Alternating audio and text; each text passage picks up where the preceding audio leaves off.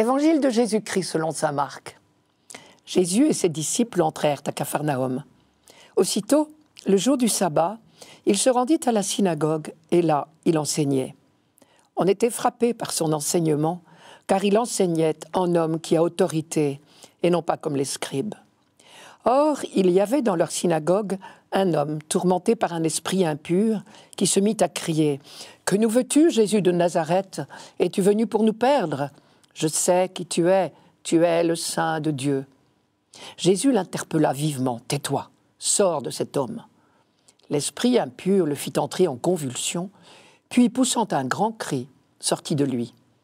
Ils furent tous frappés de stupeur et se demandaient entre eux « Qu'est-ce que cela veut dire? Voilà un enseignement nouveau, donné avec autorité. Il commande même aux esprits impurs et ils lui obéissent. » Sa renommée se répandit aussitôt partout, dans toute la région de la Galilée. Jésus arrive à Capharnaüm et aussitôt, le jour du sabbat, il se rend à la synagogue. Rien de plus normal pour un juif.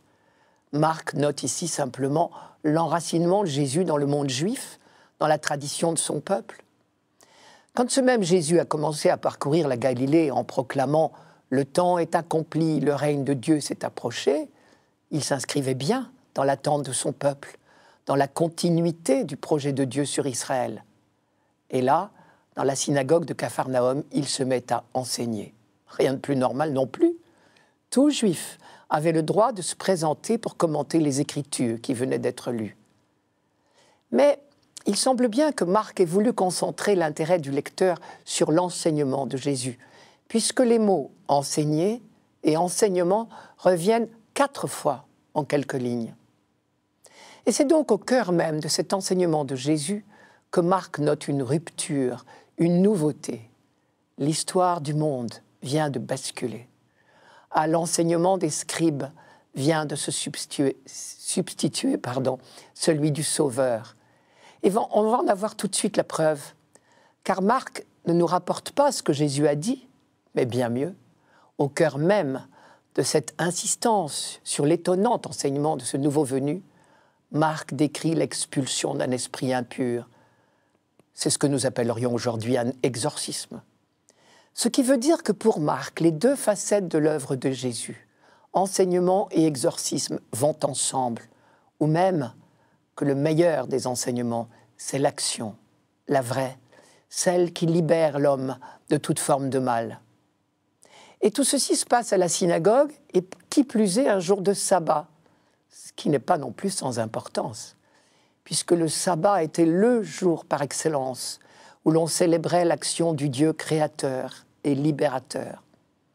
En Jésus, Marc nous montre le Père, libérant l'homme de tous les démons qui le possèdent. Les temps sont accomplis, oui, puisque le mal est vaincu.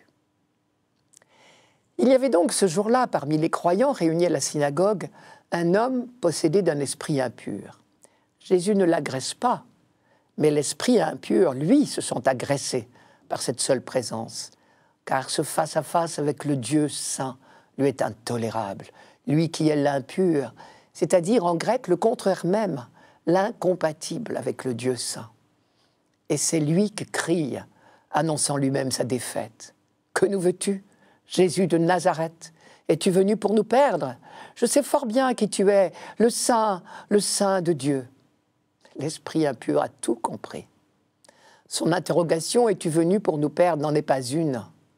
Mise en présence de celui qui sauve les hommes de tout mal, il se démasque lui-même, reconnaissant l'autorité de Jésus.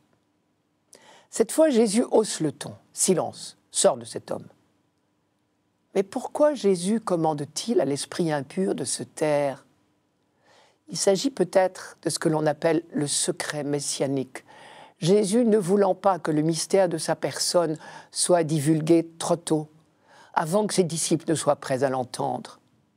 Plus simplement, peut-être, ce ne sont pas des belles paroles que Jésus attend, car une déclaration même exacte ne constitue pas forcément une profession de foi. Et comme très souvent dans les évangiles, ce sont les démons qui font les plus belles déclarations. Encore un cri de l'esprit impur, Et cette fois, l'homme possédé est délivré. Alors les langues se délient pour reconnaître l'importance de l'événement. Saisis de frayeur, dit Marc, tous s'interrogeaient. Qu'est-ce que cela veut dire? Voilà un enseignement nouveau, proclamé avec autorité. Il commande même aux esprits mauvais et ils lui obéissent. Le récit de Marc se clôt donc sur une question. Qu'est-ce que cela veut dire? C'est bien le rôle des miracles et des actes de puissance de Jésus en général. Ils interrogent, ils font signe. Quand Marc écrit son évangile, bien des années après la résurrection de Jésus, il propose à ses lecteurs chrétiens une contemplation qui doit les encourager à tenir bon dans la foi. Un peu comme si Marc leur disait « Les 4 disciples qui accompagnent Jésus dès le début de son enseignement et de ses œuvres, c'est l'Église naissante.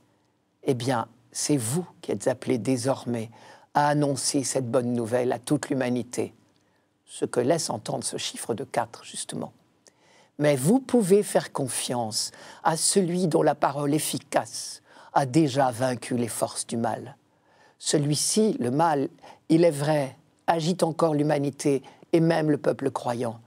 Mais ses cris même et son agitation sont les convulsions de la fin.